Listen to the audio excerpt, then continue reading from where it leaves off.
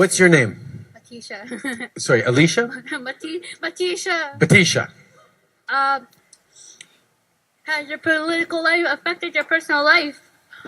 Has my political life affected my personal life? That's a great question. The fact is, yes, of course.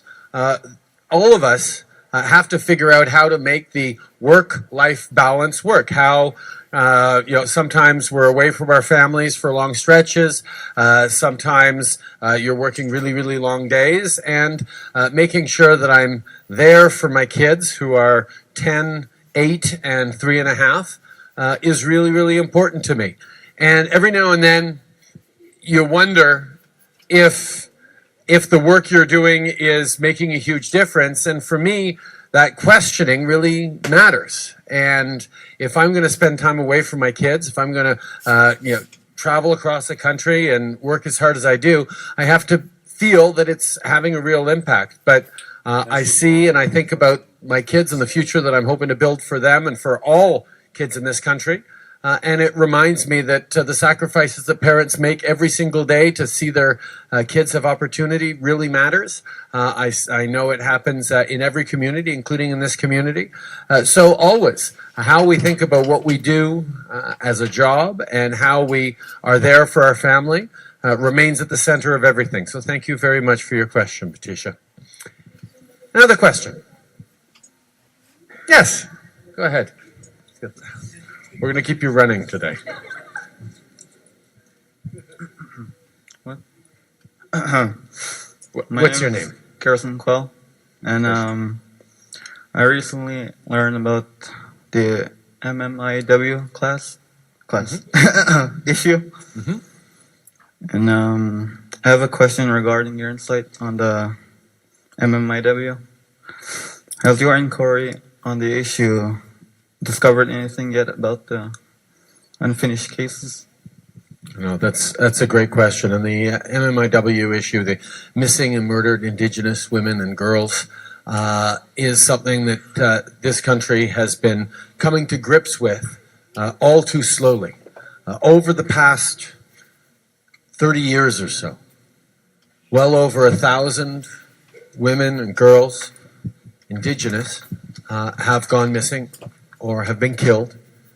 And as a society, we haven't done a very good job of taking this seriously enough, looking into it responsibly, and trying to figure out how to stop it.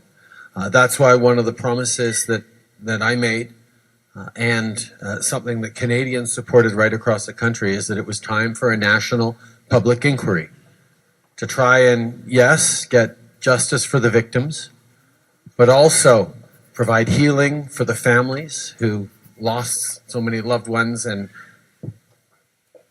have a difficult time still coming to grip with it, but also to figure out how to put an end to this ongoing national tragedy once and for all. And that's a really big thing. It's a really difficult thing. And we put in place a number of commissioners who independently have established a way of going out across the country, hearing from families, looking into the issue, building up on work that's been done over the past years on trying to figure it out. It's very much focused on a healing and acknowledgement process for families, but it also has a real element of ensuring that we understand the lessons from this, and mostly that we move forward in a way that keeps our girls, our sisters, our cousins, our daughters safe in the years to come.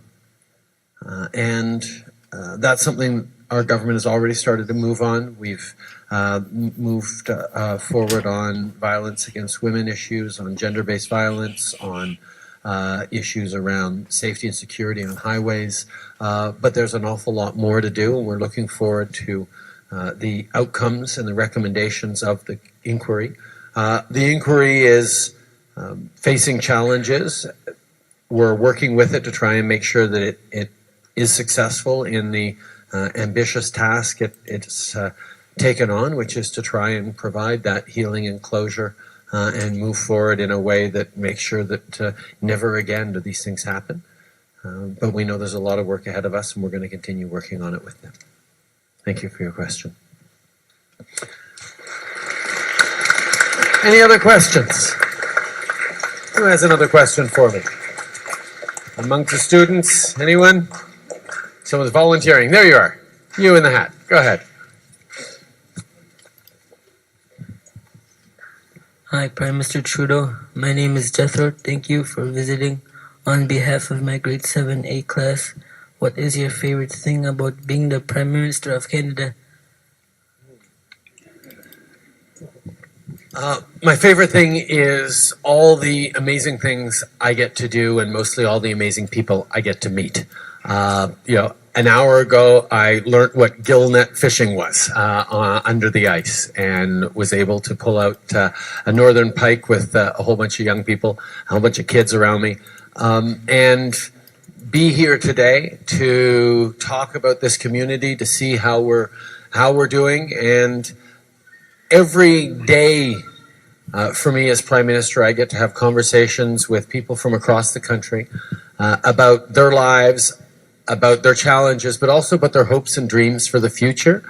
And I'll tell you that always having the opportunity to listen and feel like I'm part of building the future alongside so many Canadians, so many people who talk to me about their hopes and dreams, is something that is incredibly, that I feel incredibly blessed and lucky to be able to do. The opportunities I have in this job to listen to people, to learn from them, and to try and figure out the best way forward for our communities and for our country and for our world is something that is exciting and daunting and exhausting and mostly deeply fulfilling every single day. I was really lucky in that I was born with all sorts of opportunities. And one of the things that I understood, and I had drilled in by my father and my teachers, was it doesn't really matter what you get from the world. It matters much more what you have to offer the world. How you have an impact on your community, on your school, on the lives of those people around you, is much more what you're going to be remembered for, much more what you're going to feel good about yourself in. So when I became a teacher, which I was for many years, when I worked on all sorts of different youth projects and environmental projects, these were all ways of having an impact in the world and connecting with people, and that's what I continue to do now in politics. Thank you very much for your question, Jethro. Who's got another question for me? Yes. What an ass.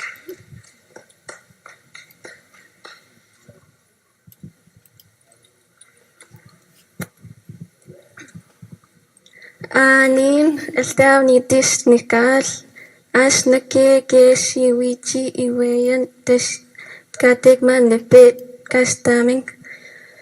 Hi, my name is Estelle Quell. I'd like to ask you about the lack of running water issue we have here in Pikangikum.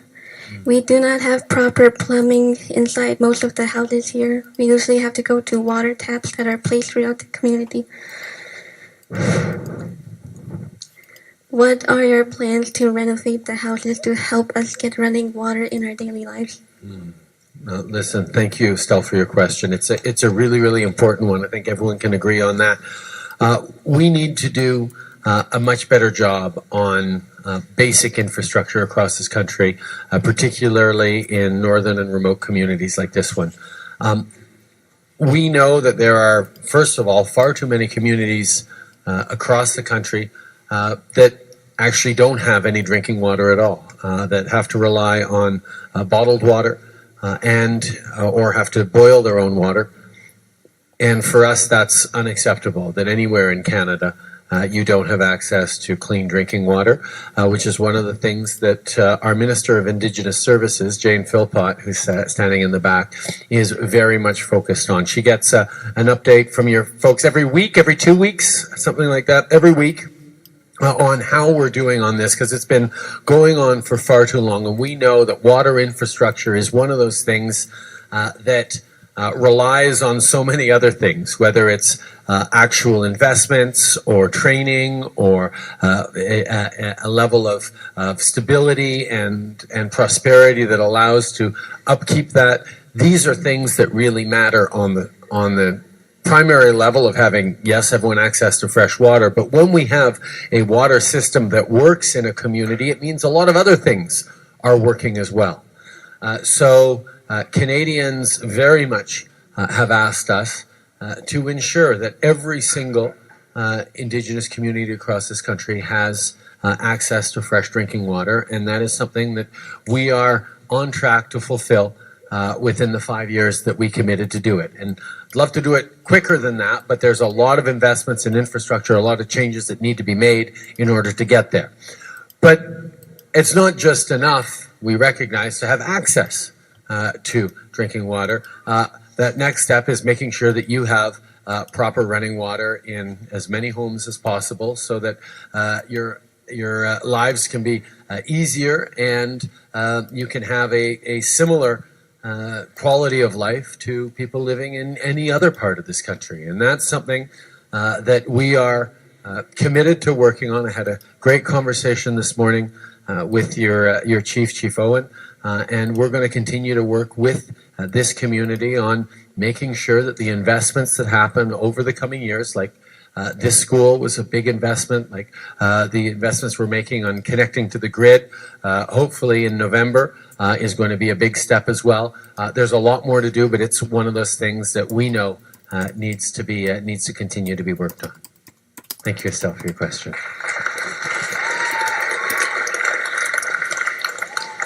Who else has a question for me or something to share? Go ahead. By the way, where's Shia? Where's Shia? Thank you very much for the bottle of water, my dear. I really appreciate it. Go ahead.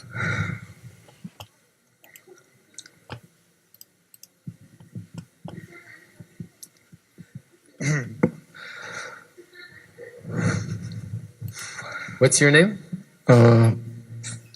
Anin Mateus King Nishaz. Niki Isak Kain. Mistim Tkoy Paskin Masto Benu Jishak Skosh. Kagashisha Benu Jishak Mistim Tkoy Skosh Emnan Jiat. Mr. Shetu the Maja Bug Jiat Kakan Madel coming. Hi. Hi, my name is Mateus King. Parents neglect their children to go out drinking, and underage youth start drinking and sniffing gas. It often sometimes lead to them dropping out of school.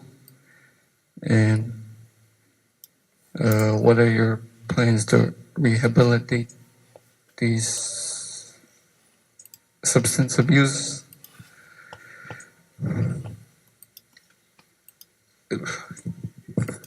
Thank you, Matthias, for your question. It's a really important issue. Miigwech for your words as well. Addiction issues and mental health issues are issues that we have to focus on, not just expecting one simple solution. Understanding the causes, understanding the contributing factors to so many of the challenges that are being faced in communities like Pikangikum requires us to be more thoughtful than we have, perhaps all of us in the past. The legacy of residential schools, which was at the heart of the Truth and Reconciliation Commission, stole childhood away from people who are now parents and grandparents, left families unable to pass on traditional knowledge, language, culture. For many, many years in Canada, people had the terribly wrong, terribly mistaken approach of eliminating Indigenous languages and culture because they thought you'd all be better off. Well, that was a horrible, horrible thing to do, and it was a terrible mistake. Because you can't take someone's language and culture away from them. We are now working very, very hard on celebrating traditional languages, traditional cultures, traditional ways of life. I got to see the class where the elders teach how to skin lynxes and beavers, and understanding where you come from and who you are is an integral part of how you move forward in the future. And when you look at the fact that Canadian governments for decades and generations systematically mistreated, neglected, and tried to destroy. Oui, ça va, je vous entends. Ça vient de couper. Ah, c'est eux qui ont raccroché. Ouais, dis pourquoi ça fait ça. Elle a raccroché. Oui, non. Ça raccroche encore. Mais oui, ça raccroche encore.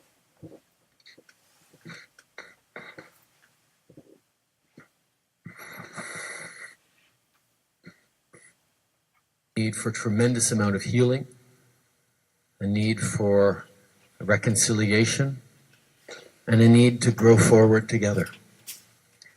And it's easier to break something than it is to fix it. And to walk along a true journey of reconciliation is going to require all of us to work together and to challenge each other, to challenge society about the way things have been done in the past and the way things need to be done in the future. But one of the things I was thinking about when I was coming out here to answer your questions is, the fact is, the idea that I would have the answers to your questions is fundamentally wrong. Because the answers to the challenges we are facing, you are facing, cannot and must not come from Ottawa. You have to be able to build your future in your communities and pick your path and be empowered to be able to be everything your parents and grandparents hope for you and that you yourselves hope to become. And what we need to do at the federal level, at all the different levels of government, is accompany you, support you, and help you deliver, help get you the tools to be able to be in charge of your own future. Because think about it, for generations, you weren't given those tools. Your parents, your grandparents weren't given the basic respect or the basic power to decide how to raise their kids, where to raise their kids, where to live in many cases. So we have to turn that around. But it's not something that we can do alone. It's something that all of you are a part of, an essential part of. How you reconnect with your ancestors, your heritage, your land, your language is essential to your success. How we provide the opportunities and the investments that will allow you to do that, but how we make sure that every step of the way you are becoming more and more in control of the choices of your community, the choices that your families make, the opportunities to succeed. And we are on that journey, and we are at the beginning of this journey. This school is a great example of an important step in the right direction, with all the amazing teachers and the opportunities to celebrate language and culture. But there is much more to do. And for a lot of it, like we always are in the future, we're relying on each and every one of you. And the choices you make and the choices we help you make. How you shape and build the world ahead of you, the world around you, is something that we're all relying on. So I know that there are moments of real difficulty and real pain that continue. And some people will flee towards various substances and try and find shortcuts and dull the pain in ways that cause tremendous harm. But know that we are on this journey. We are focused on healing, on getting better. Canada itself, Canadian government, has much to learn, much to heal, and we're going to do it together. Thank you for your question.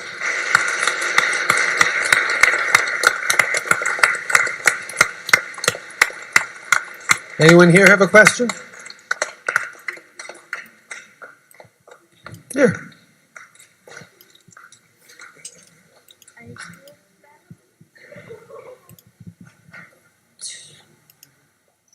What's your favorite childhood memory? My favorite childhood memories, none of them of my favorite memories involve my dad's job. They always involve being outdoors with my brothers, with my dad, snowshoeing or hiking in the mountains or paddling on a lake. For me, the moments we got away from school, from work, and were just enjoying, cold days in the winter and warm days in the summer, and swimming in lakes and paddling down rivers are the best memories of my childhood, and that's very much what I'm trying to focus on ensuring my kids get as well. Thank you for your question. Another question. Another question. Swar isitken we ka isitu dat siwach awi kan situach ag moya shkai ag. Hello, I'm Canadian. Throughout the entire life, I have suffered from the loss of friends and family in Pikangikum by suicide. Many young lives are lost to suicide in this community. What are you going to do about the ever-increasing suicide rates in this community, especially among our youth? Thank you. Thank you for your question, and I know how difficult it must be to lose friends, to suicide, to see communities broken and strained. Support, get the kind of help, get the kind of response from their community that can help them get through difficult moments and succeed. But in the medium term and longer term, we have to make sure that young people have hope for the future, that you have opportunities, and that you know that we believe strongly in your capacity to succeed, to find good jobs, to start a family, to build stronger communities, a stronger world, to have an impact, to shape the world around you. These are the things where you matter, where we need each and every one of you. And if you are facing moments of despair and uncertainty, and you don't know if it's ever going to stop hurting, or you don't know if it's ever going to feel better, we need to make sure that you're getting the support from people who will help you through that difficult moment. But we're also needing to make sure that it's not just a Band-Aid, that we are giving you opportunities to be hopeful about your future, about your capacity to build a better life, have a great family, and be the valuable, extraordinary individual that I know each and every one of you already is. Thank you for your question. Thank you for your question. Maybe we have time for 2 or 3 more questions in the back. Yes.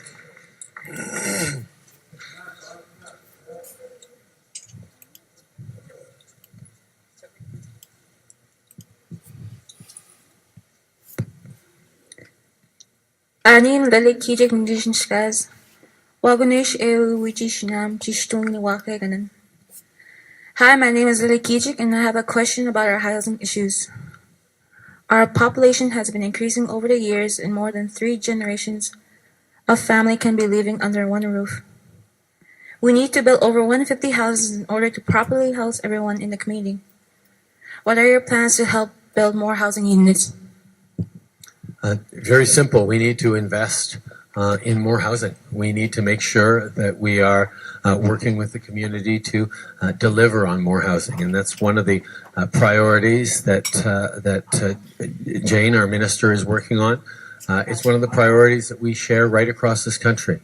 We know that unless you can start with safe, secure, adequate housing, it becomes difficult to succeed at anything else in life. It was difficult to go to school, difficult to work, difficult to raise a family right. It needs to start with housing, and that's why we are serious about working with this community and communities like it right across the country to improve the housing situation, to make real investments that are going to make a difference. Thank you for your question. Okay, a couple more questions. Who has a question? You in the back.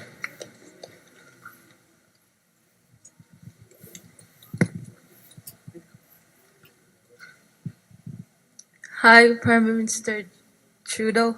My name is Liana Quill. I'm in grade 8. This is not my question, but my class made you a card. Can we give it to you? Of course.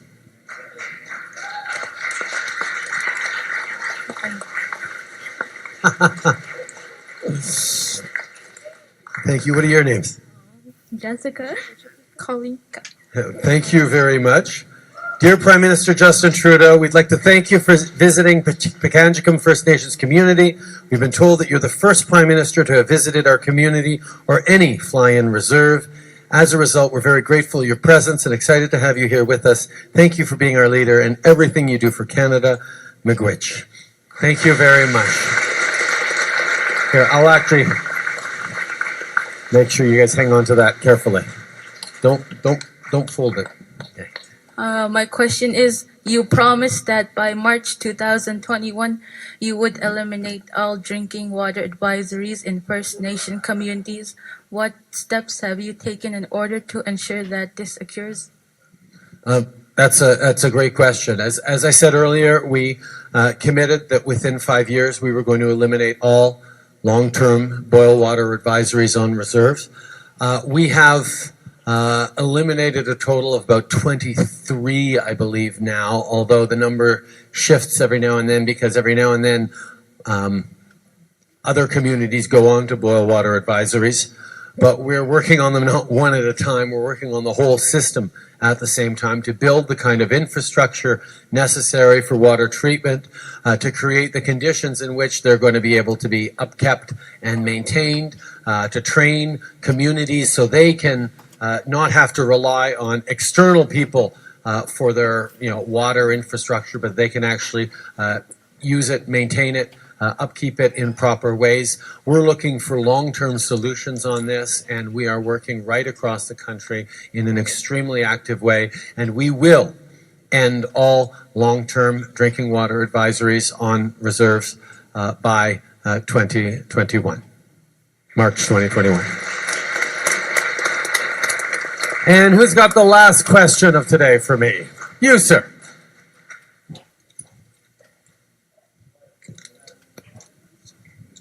Right here in the front. Yeah. There you go.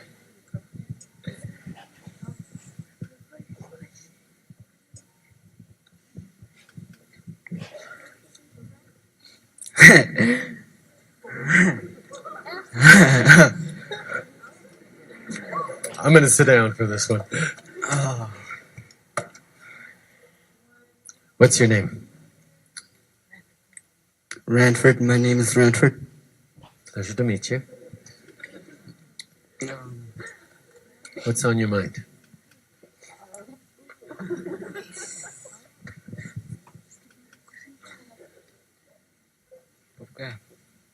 Wait. Oh, man.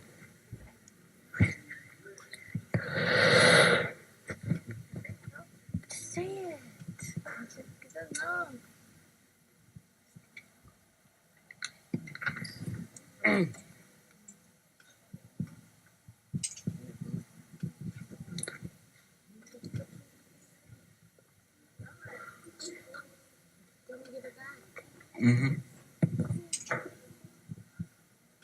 Okay. Someone else? You in the back. There you go.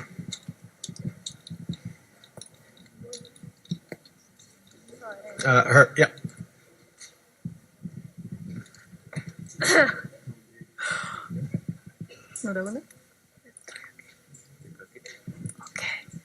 What's your name? Kimberly, Pleasure to meet you, Kimberly. what are your opinions on this community? On this community? Pikangikum. Yep. It's been an amazing opportunity for me to come visit, come speak with some of you, speak with the leadership and the chief, but also chat with some elders, chat with all of you today. This is a community that is facing and has faced significant challenges over the past years, from the terrible tragedy of the house fire a couple of years ago, to continuing challenges with drinking water, to challenges always with addictions and mental health issues. But at the same time, there have been a lot of positive stories coming out of here. Positive partnerships and investments and improvements. The school is a great example of that, but there's lots more. What's exciting for me about seeing this community is the sense of opportunity and hope that there is for the future. I know it's not always easy, but I also know that there are a lot of people who believe deeply in each and every one of you and in this community and in the need to build a better present and future for everyone, young people, elders, and everyone in between. In this beautiful part of the country.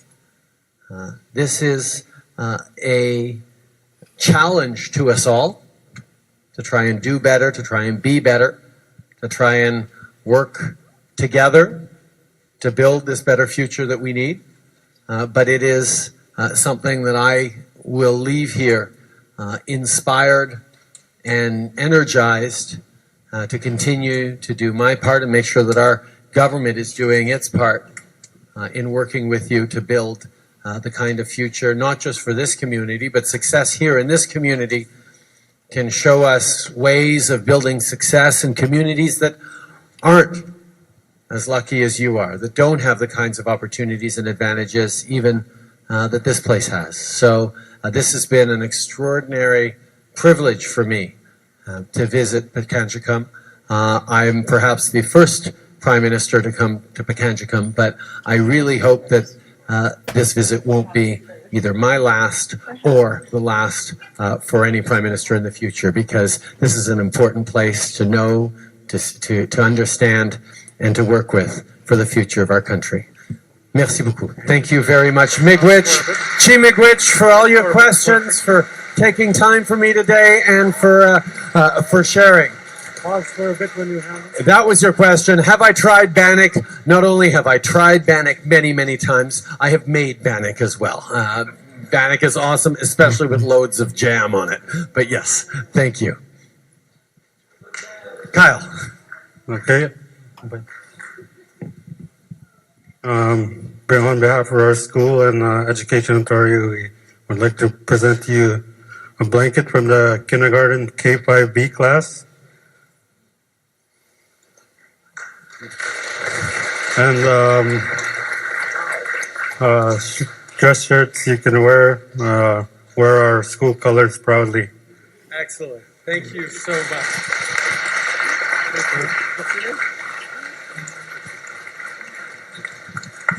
Thank you. Thank you very much, everyone.